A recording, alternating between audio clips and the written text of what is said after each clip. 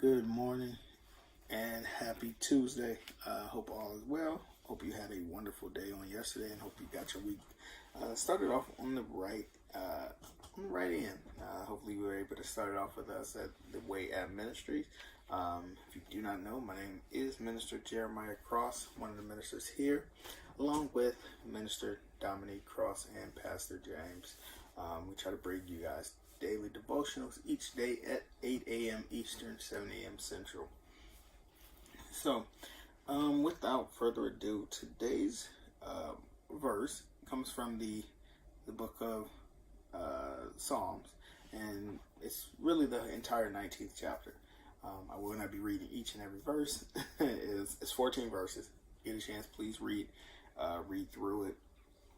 Kind of the first six really focus on the creation of the earth and how God is revealing himself to mankind through the heavens and through the sky. And that's really kind of what the chapter alludes to and kind of brings out.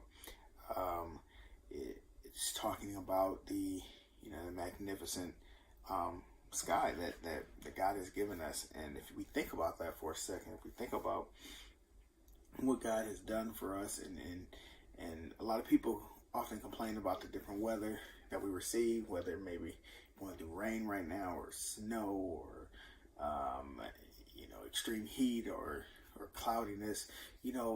Each and every weather pattern, each and every system has a purpose. We may not like it when it's cloudy, but we need rain. We need the different season changes. Winter's not always fun, especially people that go through snow. But if you think about the impact of lack of precipitation in places like California, where they were experiencing a severe drought, now all of a sudden the heavy rains have replenished that water. It's a give and take. It's you used to hear, what is it, always sunny in Southern California. Well, then it started raining and snowing, and then they didn't know what to do. But it's like, you need different seasons for God. They each have their own benefit. I'll say that. Each season has their own benefit in what they do to us, and what they bring, and what they accomplish for us. So I'm going to probably read maybe 1 through 6, but I'll start at the first verse. And I'm reading from the New International Version on today. And the first verse, again, this comes from the book of Psalms, chapter 19. And it reads, "The heavens declare the glory of God. The skies proclaim the work of his hands. Day after day they pour forth speech. Night after night they reveal knowledge. They have no speech. They use no words. No sound is heard from them. Yet their voice goes out into all the earth, their words to the end of the world. In the heavens, God has pitched a tent for the sun. It is like a bridegroom coming out of his chamber, like a champion rejoicing to run his course. It rises at one end of the heavens and makes its circuit to the other. Nothing is deprived of its warmth." And towards the end, he was talking about, obviously, the sun. We know that as the sun rising in the east and setting in the west, it rises on one side of the sun, or not the one side of the sun, one side of the sky, and it sets on the other side of the sky. And we're able to have a day, and we each get to feel that warmth from the air, and we get to feel the beauty that God has for us. And sometimes, we don't always take the time to embrace God's handiwork. God's brilliance in designing our atmosphere. You look at another planet like Venus. Anything that hits their atmosphere, the atmosphere is too gassy. It'll explode. Like if a meteor were to go through the atmosphere, it would be destroyed. The rocks would cease to exist before they even made it through. You look at the atmosphere like Mars; it's too thin. It can't support oxygen. They don't have any oxygen. They don't have water there. And I look at all these things, and when I talk to people about God and the wondrous things that he's done and that he continues to do, if you look at these other these other planets, they don't have what we have. They don't have a God that took the time to design them, because he didn't design them. He designed the planets, but he didn't design those planets to hold his people. He didn't design those planets for where we live.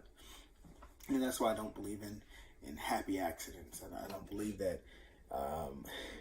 we're a nation of it, and not to go that route, that's an entirely different video.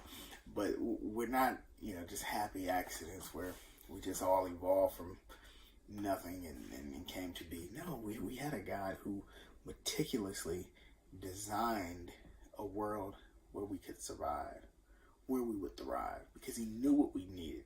He knew we were going to need air. He knew we were going to need water while he was designing this and making us. He knew we were going to need plants. He knew we were going to need food and animals. And so he designed each and everything. He designed animals that eat grass, and grass that grows from the seeds, and then we are able to eat the animals and the grass and the fruits and the vegetables and all of these different things that we have. But it can all be contributed to the sun. They all rely on also the sun.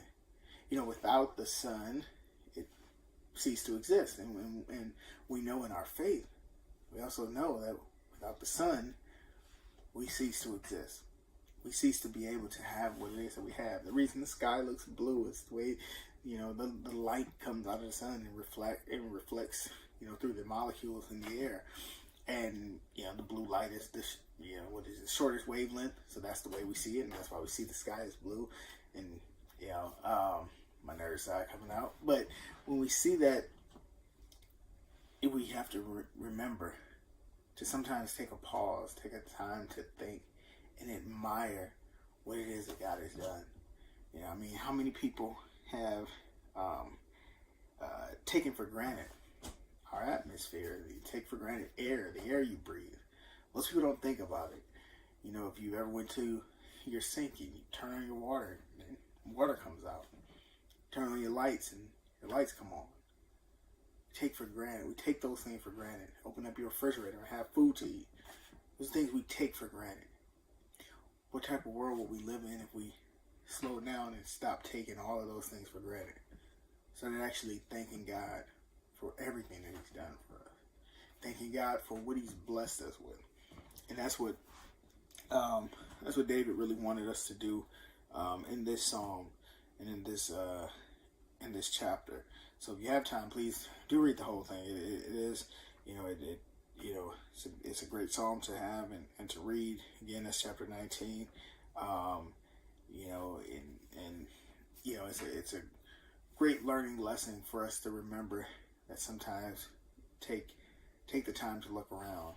That's why I kind of love being outside and being outdoors, and I love being able to take time and sometimes just sit and reflect on, and just look up and enjoy the sun. Even it doesn't have to be super warm, but just sometimes just sit there and I enjoy the warmth of the sun, even on a cool day. And so take some time.